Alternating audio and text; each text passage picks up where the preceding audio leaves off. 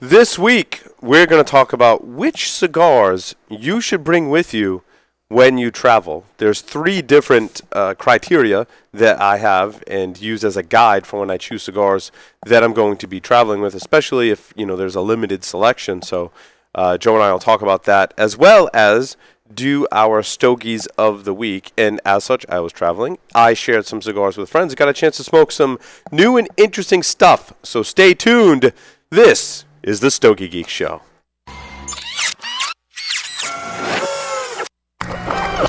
This is a Security Weekly production. Broadcasting live from Villiger North American Studios, it's the show where cigars burn slow, ashes fall fast, and cocktails flow steady. It's the Stogie Geek Show. Hat tip, can we play that? Yeah, one more time. Can I hear a... Yes! Yeah!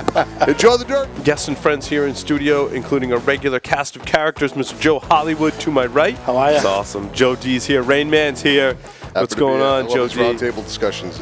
Havana Cigar Club, located in Warwick, Rhode Island, is a great place to enjoy a drink and a cigar. Stogie Geeks listeners can find a $5 off coupon on our website by clicking the HCC logo.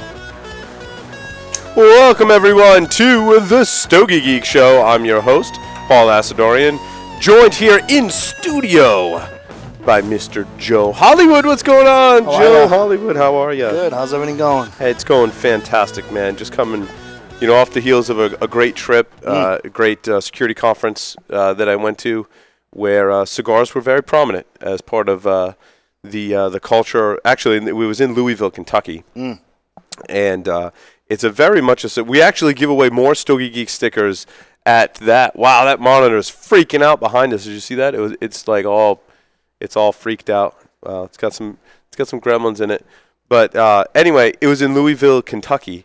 And like I said, we give away more Stogie Geek stuff. Like, there's just a huge cigar interest in, I don't know, just the culture of the city. I don't know if you've ever been to Louisville, Joe. No. There's a 4th Street Live. It's very similar city to Providence, actually. It kind of reminds me of Providence in terms of size and what's going on. They're just building like their first big convention center that'll be opening up next year. But it's very much like a party atmosphere on this 4th Street Live. So they section off a few blocks of the street, and there's restaurants and bars on either side. In the middle of the street is usually especially on weekends, live bands playing. They had kids activities. They had this thing where you can drink beer, and they stop at a bunch of different bars, and the whole trolley is powered by everyone pedaling.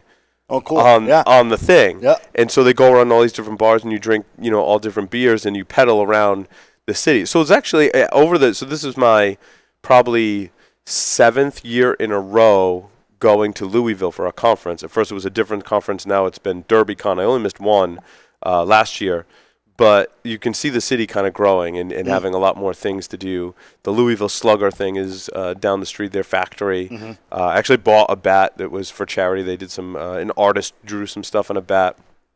But given the culture of the city and all that stuff going on, they just seem to be really kind of in tune with cigars. Like, that's part of the lifestyle and the atmosphere. The restaurants and bars in outdoor seating are still allowing you to smoke, especially more so in some venues than others. And the whole front, one side of the front of the conference, actually in front of a Starbucks, is the smoking area for the hotel, which is nice because you can go to coffee right at Starbucks, go right outside, sit down, have a cigar, and there's a bar for the hotel right on the other side. So whether you want a drink, or you want coffee. So I spent a lot of my time with my friends catching up in the smoking area, sharing cigars with everyone. Nice. It's nice that a town can embrace that. Yeah. You've noticed the new signs around Providence? No, I have not. Anti-tobacco? No. Yeah, they have certain sections now that say, no tobacco products or vape. Yeah. Well, no, it's interesting. Down the street, and it's on the actual street now. So. Oh, interesting. Well, it's funny because when vape was first getting popular a few years ago, and when I bought my first vape device was at this conference, you could vape inside. And people were mildly annoyed by it, like especially if you blew like huge clouds. Sure. Just smaller clouds were kind of, people were like, yeah, whatever. But it was allowed inside. Now I see everyone with their vape devices, they're outside with us people smoking cigarettes, people smoking cigars, and vaping are now we're all together. there can be a little bit of overzealous on the cloud. Yeah. When it comes to that with some of the partakers, but it just frustrates me that it's all lumped. It's all lumped in. And I say that it's very friendly to smokers, but like right on the other, so it was in front of Starbucks. Like right on the other side was the bar side, and in front of the bar they had more tables set up, and they had all the windows and these big doors open into the bar, and there was big no smoking sign. You couldn't smoke over there, I think, because the smoke goes like right inside the place and bothers people. Sure. Probably, right? So there was a small section for us. We made the best out of it, though. And spent a lot of time there sharing cigars. Right. It was like basically an episode of Stogie Geeks a lot of times in that area, because we were just sitting there talking about stogies. And the nice part is everyone there's from different parts of the world, different parts of the country in the U.S. as well.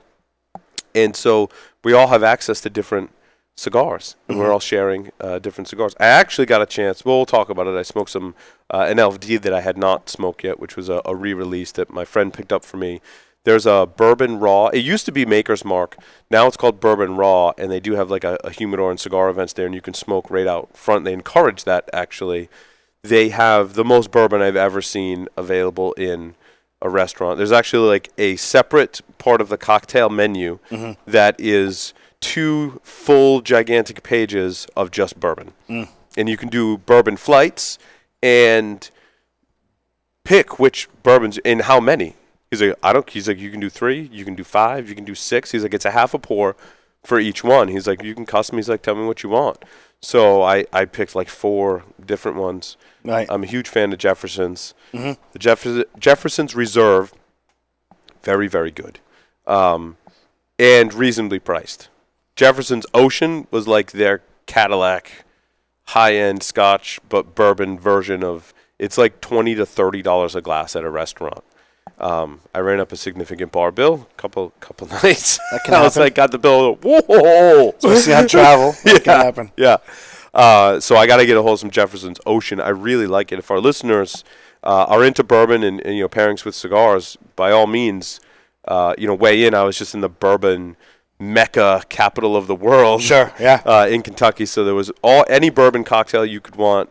Was available at every single restaurant, and you can pick which bourbon you want to have them make your cocktail with. And and it's interesting. I had some mint juleps at 2 different places. They weren't that great, which I was kind of disappointed. But the old fashions tend to be on par. You were talking about, That's my next question. They're just consistently good no matter where you go. The bartenders know how to make old fashions. And again, you can pick your bourbon. And every variation, like bourbon margaritas, bourbon we make that cocktail, but we do it with bourbon, right? Like it's all, and they all go so well with cigars, right? Yeah, they do, yeah. I mean, I mostly stuck with just sipping bourbons because I wanted to try a lot of. I had a new Basil Hayden's release that just came out. I had Old Pogue. I thought that was really good. That was fantastic. What else did I have? I drank a lot of bourbon. Nice. So, and before the trip, the whole point of this segment, because I went on the trip, which was a lot of fun, maybe we'll have to bring you out next time, Joe. Maybe we need to do like sell cigars or do something with cigars to have a cigar something, because there is such a high concentration of Stogie Geeks listeners that were there, and we're already going out there for the security side of it, and so I think it'd be one that would be a good crossover between security and cigars. Certainly, we've done probably over a dozen, or we'll have done over a dozen events in security just this year. That's the one where I'm like, yeah, we could do a cigar thing there. It's called DerbyCon? DerbyCon, yeah. It would go over really well. But for this trip, I was actually traveling light, as many of us do, and which I have a different story about trying to go through TSA at TF Green Airport. Whatever it was that day, I don't know what was wrong with TSA. They went through every single one of our bags. They ran my bag twice. They confiscated my toothpaste, my deodorant, and my shaving cream.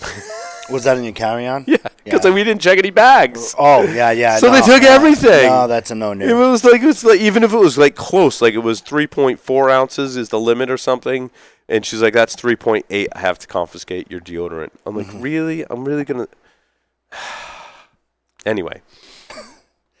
My plastic cigar cutter made it through, which was really hilarious because they ripped through everything, took all of my liquids, and that pocket had kind of gotten flagged. And he went through that pocket and found my 2 boxes of matches from our friends at Cigar Oasis in that care package they just sent us.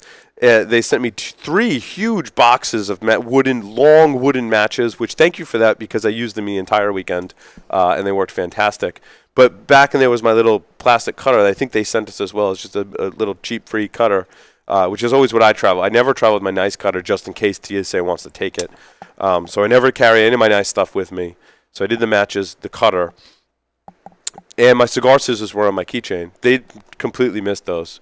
They were more concerned about my toothpaste, apparently. I have a TSA agent enjoying my Cigar cutter somewhere in Neverland. I've had that experience. You just forget. You know, it was in my backpack. I just forgot. I was zipping it up in the thing when I guess at the time it was like the backpack, you know, where you could put like a Walkman in the top pot, right, and it come through. Walkman. I love it, right? And we got like a bad cable. Look at that. And I just I apologize, Drew Estate. That is your fabulous logo. I just technical difficulties with the TV. I just did that, and then I just totally forgot about it. And of course, they pulled the bag aside, and that was it. And they give you the option to mail it, but then you got to step out of line, and you're never and go through that all over. Yeah, and after that, you're just like, just take it. Yeah. Like I was just like, I'm good. You know what I mean? I get all upset about that. So if there's a TSA agent out there listening to Stogie Geeks and you got yourself a cutter about 4 or 5 years ago, you're welcome. They say that they recycle them, and that's probably what they mean by recycle is recycle their usage of them. Yeah, that can happen. So traveling, this is the interesting well, topic. let's talk about our cigars that we're smoking. Oh, okay. Because I went to Cuba. I actually talked to a few people over the weekend that said they went to Cuba or know someone that went to Cuba and traveled to Cuba because of those travel restrictions. And when Will was on the show as well, talked about going to Cuba. Those travel restrictions are lightened in certain capacities. So I talked to more people than when we talk about cigars. They're like, oh, yeah, either I know someone or I went to Cuba, which is cool. So I thought we'd do Cuban cigars today. So I'm smoking an H. Upmann Magnum 46. This is, of course, all Cuban tobacco. And it is a Corona Gorda size, 46 ring gauge, 18.26 millimeter. I don't know what the size on it is. Anyway, this wasn't telling me. This is from Cigar Inspector, is where I'm reading from, who gave this cigar a very, very great rating. He said this is a budget cigar, and had some with a tight draw, which happens. Now, what's interesting is someone who I have to find out who it is because I want to send him a thank you, had shared his bourbon and cigars with the table that we were at and had put down 2 or 3 different bottles of bourbon, an entire box of H. Upmann Magnum 46s. I gave him some of my cigars. I took a couple of these cigars. I smoked one. It was fabulous. So I'm smoking the second one now. The draw is great on these. I like that. Whatever, that box was really well made, which is sometimes hard to find in your Cuban cigars. But I really like it. It's that classic Cuban medium-bodied cedar flavors with a little bit of earth. Very classic Cuban flavors, and a nice size, and held up with bourbon as well. And it's going really well with coffee, so it's versatile. And I gave you a Quaba Salomon, which I really like. Yep. High cedar in the taste. It is more high cedar, in the taste. Doesn't have a big smoke content. It draws fine. It just doesn't have a big smoke content. Very mild. Goes good with coffee. I liked those. That's why I bought that box. I liked it with coffee. It goes. I mean, I'm sure any cigar would go good with bourbon. It's true. But it goes good with coffee. We're doing the coffee now, and it's a good stick. Like I said, it's pretty high in the cedar. I'm really tasting it. Is the cedar and the retrohale, and the afterwards you get a sweetness that kind of lingers on the palate there. A little bit of sweetness, not overpowering sweetness, right? It's pretty mild, but it's very good. Yeah, this H. Upmann Magnum 46 just pours that classic Cuban flavor profile. It's just classic Cuban. So, which some people have said, well, there's not much difference between the Cuban brands. I think at first I was really opposed to that opinion because I do notice differences, but the more I smoke of them and the more other cigars I smoke, I do tend to notice that there's somewhat of less of a difference between a lot of the Cuban cigars. in that classic Cuban profile doesn't differ too much. Although there are exceptions to that, certainly. But there's definitely a big class because have been some Partagas cigars that I smoked that are different. Cohiba tends to be in a different flavor profiles for a lot of their cigars. Of course, having some of the Maduro wrapped, few Maduro Cuban cigars on the market. Yeah, good. We haven't done Cuban cigars in a while, so I thought I'd it's a good treat. Break them out, right? Yeah, it's a good treat for sure. Alrighty. Oh, so when I want to get your opinion first, right? So when I thought about, I carried a bag on, right? I only brought a 5 cigar travel case with me, and I put a couple of Boveda packs in there, and what I realized was I could choose 5 cigars. And I'm like, well, so I'm like, okay, number one, I can't choose anything expensive or rare because having only 5, I knew I was going to have to share with friends or other people that I don't know what their level of cigar smoking is going to be or they can really truly appreciate that. Number 2, my palate is often not on point when I'm traveling. Mm-hmm. Just going in the airplane, then talking to people. I gave a presentation while I was out there, so my throat and my voice are usually shot. My senses are kind of shot from just going from, in the airport, in the airplane and having all that experience, being in the hotel room where there's a lot of recycled air in hotel rooms. Then if it's really humid outside, that affects how your cigars smoke as well. And it was actually, for September, very hot and humid in Louisville. So I was like, I'm not going to bring anything spectacular for all of those reasons, right? That's a good point. Then I was like, well, I only have 5 that I can bring. I don't want to bring anything that could possibly have any kind of construction issue. How many days were you there for? I was there. I flew in Thursday, Friday, Saturday, and flew home Sunday morning. Yeah. I probably would have went with a 10 count. Yeah. Anyway. Well, I also knew that I was going to get cigars. Yep. So that was the other thing, too, about traveling is I know that I usually leave with the same or a little more than what cigars that I had because people give me cigars and I trade with them. And I did, so I smoked all of the 5 that I brought, but I ended up bringing 3 or 4 home because of people that I had. And my friend went to a party at that Bourbon Raw bar and grabbed me 4 or 5 cigars from that and gave them to me. One of which was the LFD Coronado by La Flor, the newer one, which I'll talk about in our review segment.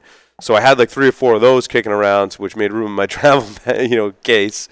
As I smoked, I'd replace them with that, and then I traded some of those. So I knew there was going to be trading going on too. So you don't want to bring. You don't want to bring a $30 Padron, right? Because what you're trading with is usually not that high caliber anyway. Right. That kind of thing. Also, you got to take into consideration how much time you're going to have. Do you bring large cigars, small cigars? I tried to bring smaller ones, Robusto size, Corona Gorda, just to kind of limit the, I don't know how much time I'm going to have smoking. And if I do, then I just light up another one, and it's fine. So given that criteria, Joe, where we talk about, it's got to have good construction, it can't be premium, what cigars do you bring with you? Well, being in this situation pretty frequently, with either business travel or personal travel, I go on usually 2 vacations a year, split up in a week here, a week there, and then some business travel in there. Having done that, depending on where you're traveling to, you mentioned the humidity, and one of our places we always go is Hilton Head, South Carolina. Very humid. You're going to be golfing. You're going to be in a bathing suit or a golf polo. Right. Sandals, beach life for sure. And, I always, since you're dealing with a little bit of wind, personally, I shy away from all Connecticut because the Connecticut has the thinner wrappers. I would. They would kind of shy away from broadly for a very dark, oily wrapper as well because when you're in that humid environment. Yep, and then secondly, I shy away from something that I know if I know that it's short filler or as anything that we would dub as a messy cigar. Yeah, you know what I mean? Yeah, because when you're traveling, there's this, the cigars are being jostled. I usually walk around Hilton Head or whichever with a backpack or something, or if they're in the golf bag. So they're moving around.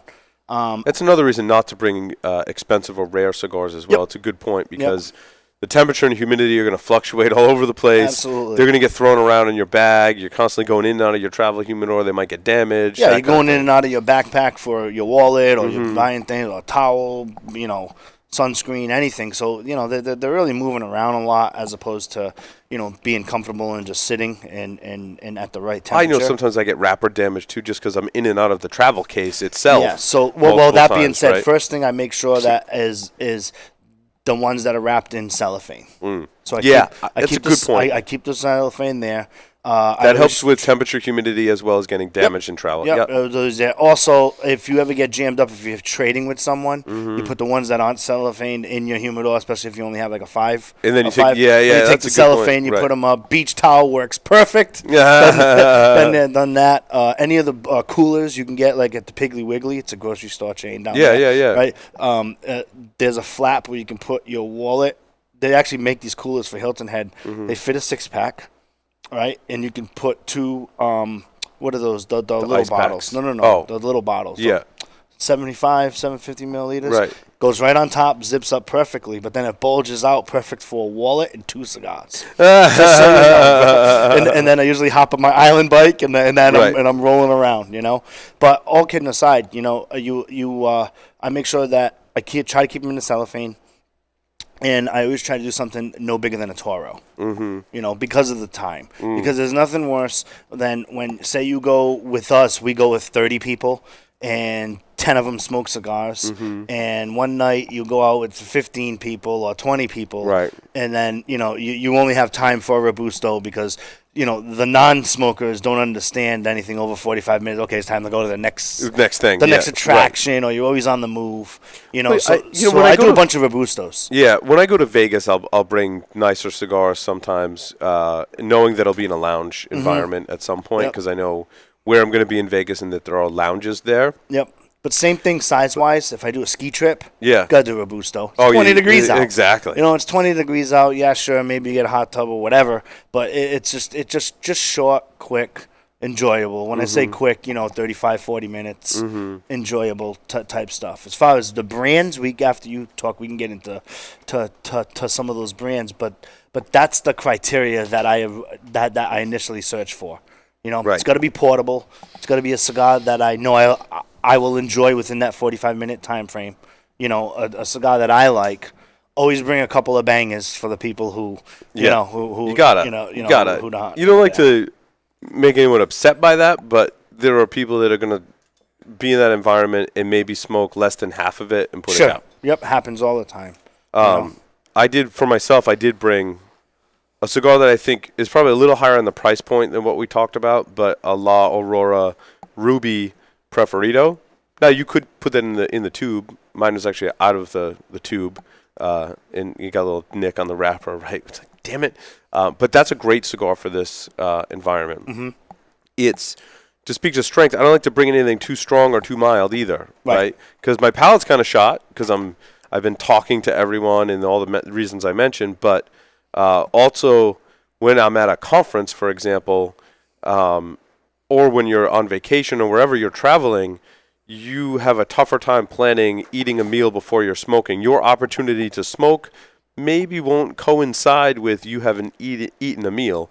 When you go to a big conference like I was at, there was 2,500 people or so at the conference, so getting a meal at the right time can be problematic. There's long lines at every single restaurant. Right. You can't just go into a Chipotle or a Smash Burger or the hotel and get a meal fast, right? Like you're waiting in line. Then you got other things that you need to do that you're scheduled for that don't involve eating, that you're like, crap, it's 3 o'clock, I haven't eaten yet. So I tend to bring a little more actually on the milder side because I don't know when I'm going to be eating. So La Aurora Ruby Preferido was one of my choices that I think fits all of those different characteristics, right? Yeah. So yeah, definitely. I would I'd probably go definitely maybe an Oliva V, I'd start off with that because good solid. The construction's going to be spot on. Construction's going to be spot on. Yep. You're not going to worry about plug and poke. My friend was smoking a Milano when we were out there. Yeah. I was just something in that. And he brings the big ammo can to every conference. My friend Steve McGrath. It's a big ammo can. Okay. And it's lined on the inside. Our listeners have probably seen them. It's lined on the inside with cedar. That's what he brings to every. We look for Steve because he's got the ammo can full of cigars. Nice. And he brings ones that he can share. Yeah, he actually lives in the Chicago area near the big Monte Cristo shop out there. I forget the name of it. People are probably yelling at me, but there's a big cigar shop. He lives right near that one. It's one of the larger ones in the country. So, I would go definitely something like that. I always go with something that I thoroughly enjoy. You know what I mean? Now that I could call flavor of the week or the month, because I don't know about you, but I sometimes, when it's like 1 week has a theme of a cigar. Yeah. So whatever it is, a couple weeks ago I was on those hit and runs. So, if I travel during that time, I would definitely include one of those. Right. So I always include a flavor of the week or month, depending on my mood. Always include something that I know is going to be a good, quick, classic, great tasting, low maintenance smoke. Yep. And the other requirement that I forgot about, the third actual requirement, right? We talked about burn, draw, and construction. We talked about not rare and not ultra premium and pricey and not reviewing it. Yep. Any cigar for review is out just because all the reasons we mentioned disqualify that time to review cigars. And now, I did smoke some new. Smoke some new stuff out there that I will review and break my own rule. But I will preface that with I smoked one. It was at a conference, and give my thoughts on it. And really only reviewing it because I did like it. So. And pending if you know your target audience, like if you're going to another cigar shop, or if you're going with a friend or a business associate who who would like to trade. Well, you got to include a tradable cigar in there. You got to up the ante. Yeah. You know what I mean? It can't be I remember, really low end or really something I in between. remember when I go to Hilton Head, I was like, I'm going to take a handful of these M80s down there, or the firecrackers when they came out, And it's amazing because you can use them as bargaining chips. Sometimes you can get a 2-for-1. That's a good point. Because, if they really want that cigar, you say, kind of like those two over there. Fine, take it. You can prolong. I call that living off the land. You know what I mean? But so you got to bring in a cigar for a bargaining chip. That's rare, but you have a lot of. But you can part with, right? You got to bring something that is constructed well, and you got to bring in a flavor of the week. So that's 3 so far. The rare one for the bargaining chip and my flavor of the week, I would toggle depending on whatever point in time I am with the travel. Yeah. I definitely would include a well-constructed cigar. So what are the other two? Well, size-wise, I don't bring any 60 ring. Nah. Because they take up too much space in my travel case, right? I mean, if you get a 5-count travel case, even if there's one 60 ring in there, it's going to make all the rest of them really snug in that travel case. So I don't travel with large ring gauge cigars either. Did you take out the styrofoam and try to fit what you can do? Yeah, there's little tricks like that, too. They end up getting squished and damaged anyway. There's no foam in there, too. Toilet paper works. If you can turn a 5-count into a 7-count. You know what I mean? You take the foam. I'm telling you, it could work. Right? Or what I've done in the past, I've had, how a shop would give you a plastic bag? You just fold a plastic bag, especially if they're all different sizes. Because if you take out the foam, now the cigar is going to move even more. Yes. But you use that to kind of position it. I've done that to squeeze in some stuff. I think on the rating system, largely what we're talking about are box-worthy cigars that you take with you, right? I think if we had to put it on our fabulous rating system, and look at that, Lara Preferidos right there. Tatuaje. I do tend to take a lot of Tatuaje cigars because they're largely box-worthy. And bargaining chips. Yeah, good bargaining. Because not everyone has Tatuaje readily available to them. That's true. El Güeywense is a great choice, too. Padron is a good choice, provided, I don't take a lot of my really over the $30 price point Padrones, but I have taken the regular line of Padrones that I've aged. 3,000 or something. Yeah. That actually is a good choice. Yep. I always take a classic facing in there. So if I'm building my 5, now I'm on number 4, right? For those of you scoring at home, right? Definitely a classic facing. And, something I think I know I would thoroughly enjoy there, But it does make a difference if you're going to a place where you're not going to be able to buy tobacco. Yes. Yeah, the closest cigar shop typically is pretty far away. Right. Sure. From where I am at any given conference. There were cigar shops kind of close by, but typically I'm like, well, we could go there or we could just go right here and we can be smoking in 3 minutes rather than making a trek somewhere. Didn't you take equipment? Some. You can stick them in between the T-shirts that you That's pass right, yeah. See, if I was in charge of your packing, I'd be There'd sticking be a cigar in every shirt. There'd be a cigar rolled in every shirt. And when I go with you next year, we're probably going to take more than 5, sir. Probably more than 5, yeah. I like Avo Classic. That's a great one, too. Oh, yeah. Anything in the Avo and line. any classic facing, you know that you're going to thoroughly enjoy. And Avos have really good construction, too. That's what I like about bringing Avos. And they're in that medium flavor profile and strength category too, right? Mm-hmm. Not so much flavor profile, but strength profile. They're medium, which means that if I haven't eaten, I can still smoke one, and if I have eaten, I can still smoke one, and it's fine. So, yeah. And then my 5th one, I would just choose probably, depending on size and fit. But if I only had that 5 count there, sticking to the exercise, I would probably choose, like I said, a random. Mm-hmm. Cigar that, if I smoked it, great. If someone took it, it's okay. Right, you know, because, you don't want to be selfish, but sometimes, you never know who's going to be around, and they want to try a cigar, or they haven't had a cigar in a year, and then they meet up with you and they want one. One that I wish I had taken was the Mi Querida. Yeah. I forgot to take one. Yeah. I probably would have swapped out. Yeah, that would have swapped out. Well, that would have swapped out. It would be medium. Yeah. Its construction would be awesome. Yep. It wouldn't be. It's pretty low maintenance. I've gone through probably close to 2 boxes of those in the Uncle Largo size. Yeah, for sure. That's a good choice. Definitely. I don't get into, I wouldn't take Cubans or anything like that, No, I typically don't because I ash on myself a lot, first of all. All my friends make fun of me for it, too. I ashed on myself several times as well. I did a phenomenal job. Look at that now. That's burning good. Yeah, I did a good job with that one. What was I gonna say? Cubans. I don't take Cubans just in case I have a construction issue. Yeah. Yeah. Unless I'm taking a lot, then I'll take a few maybe of one particular size if I really want to have a Cuban cigar while I'm out there. But typically, I have traveled with my 30 count. Kind of hard-sided case. Yes. That you got to carry on the plane with you and stuff. Yep. It's kind of a pain. I do the 30 count in a backpack because in Hilton Head we take a backpack anyway. Yeah. Fits right in the bottom of the backpack. Right. Sideways, not up. Yeah, sideways. Yeah. Creates a nice base. Beach towel. If you're traveling, you can do 30 count beers wrapped around the beach towel if you don't want to bring your cooler. There you go. There's plenty. There's plenty of options. Yeah. Over there. But again, you don't want to bring anything that you've ever had that requires a lot of maintenance, or one of those cigars that quote unquote takes you back. You know what I mean? You want to save that for lounge smoking, for lounge smoking, or on your deck or something like that. Nice. I typically don't take a lot of Davidoff with me. Mm-mm.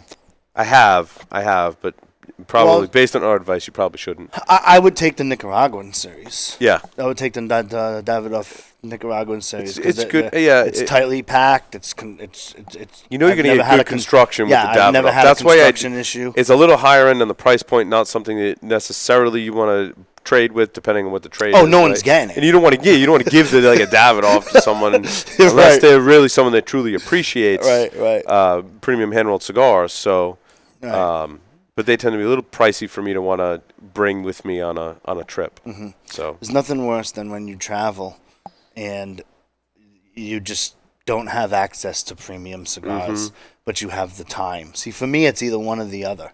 Yeah. You know what I mean? I mean, not so much Hilton Head because we have family there, so it's a lot easier to just, get access to cigars and stuff like that. Plus, there's a cigar shop on the island. But yeah, Orlando's like that too. Cigars are pretty readily available. Yeah, they're pretty readily available. You can go down there. So you can actually go to they don't call it downtown Disney, but wherever it is right there, there's a couple of cigar shops now in that area. There's at least one that I know I stopped at. It's small, but it's got a pretty good selection. Yeah, but if you're going but then you can go downtown and go to what is it? The big shop in Orlando. We actually talked about going there. JR's? No. No. That's It's, South Carolina. North Carolina. It's anyway. But, there's nothing worse than when you go to, let's just, for example, say Virginia Beach. How am I forgetting with In Virginia Beach, off the strip, on the strip, there's no cigar shops. I haven't ordered from him. And then you're kind of stuck. You Right. know, and then you're on vacation, half-hour drive each way. You got an agenda, or if you have a business agenda. Corona Cigar Company. the Corona. Sorry, Yeah, I couldn't think of it. Corona okay. Cigar. They're pretty prominent. It's not that far from most of the hotels in downtown Orlando. So, but when we go to places like Louisville, it's really hard for the conference attendees to get cigars. Mm-hmm. When you're a place like Vegas, they're pretty easy. You can find a cigar shop in Vegas pretty easily. There's a lot of the hotels have at least a small, offering of cigars, so they're pretty readily available. Let me ask you this question. What do you do if you've traveled and you only brought a 5-count and you ran into a box at a phenomenal price, or 20 random cigars at a phenomenal price? You made friends. Oh, yeah. How do you get them home? How do Yeah. you get them home? I I keep it in the cellophane. I have done that. I tend to keep it in whatever packaging that it's come in, and I put it in my luggage and realize that if it goes on an airplane, we've talked about this in the past, right? Like if you're flying from Vegas, for example, it's going to be in 100+ degree heat as it's getting loaded onto the plane. It's going to go up in the plane and get really frozen and really, really cold. Then it's going to come down into whatever climate that you're in. And after it's gone through that transition of being in your check bag, you lay it down to rest for a couple of weeks in your humidor before you smoke it. I've done that with a ton of, mostly like Opus X and other things that I bought in Vegas. I've had to put it. I'm like, I have too many. I have to put it in my check bag. I've been in a situation with that, traveling to the Caribbean and buy, you make friends with the cigar shop owner, and you're getting deals ridiculous. So now I'm buying 3-4 boxes, and it's like, how am I You gonna can get ship these them home? home too. I mean, You can ship them home. I've done. A lot of times we're shipping back stuff from exhibiting, and so I will put sometimes cigars, but other stuff that I've bought, I'm like, just put in there, like my baseball bat. Like what am I gonna do? Take it on the plane? I'm like, they're like, how are you gonna get that home? I'm like, we're shipping stuff home we actually have a plastic tube that we ship banners and stuff. I'm like, just put it right in the middle of that. It's fine. Yeah, Get here when the stuff gets shipped back. Yeah, it's like on Yankee Stadium, they have bat day. Like you got 50,000 fans. Take it on an airplane. You can put it in your check bag, but I wasn't checking in a bag, so yeah. I've done once. If you're with anyone with family, someone's gonna buy sneakers or shoes, sandal breaks or something like that. Take a shoebox. Yeah, there you go. You take a shoebox, you fill it up, and you TP or paper towels just to make it somewhat crush proof in the thing, and just hope for the best. And it does work. And if you have a Ziploc bag, or when you get plastic bags, put them all in a plastic bag with some TP and just put it in the shoebox. I like the TP. I didn't really. TP's amazing for that stuff. If you're stepping on it, or if TSA's throwing it into the corner, but you kind of put it in the middle of your, because I've been there where I've purchased Cubans. But they were real Cubans. They were bundled, and this was not when they eased up the. So it's like, how are you gonna get those home? How are you gonna get these home? Take all the bands off of them. Take all the bands off of them, and then I just, like I said, a shoebox with some TP, and then plastic around it, because especially if you're traveling and you fly into Newark, it always seems to rain. Right? Yeah. So Newark's never a good airport to fly into. It doesn't surprise me that it rains there, too. But it's amazing because you can see... if your flight's not canceled in and out of Newark. But you can see, like, the shoebox, how it was crushed. Like, it was crushed, and it just kind of softens the blow, and it does the trick. If they're in cellophane. I've bought... Or you can buy yourself a new pair of shoes and use the shoebox, too. You can do that. Then you got cigars and a new pair of shoes. Yep, so the shoebox How awesome works. is that? The shoebox works. I like it. If I go next year, we'll be a little bit more organized. But if we're ever in a jam, I can get us out of it. So we'll be fine. So that concludes this segment. I thought it was a good roundup. We're going to take a short break, come back, and talk about our cigars of the week. Stay tuned. Don't go anywhere.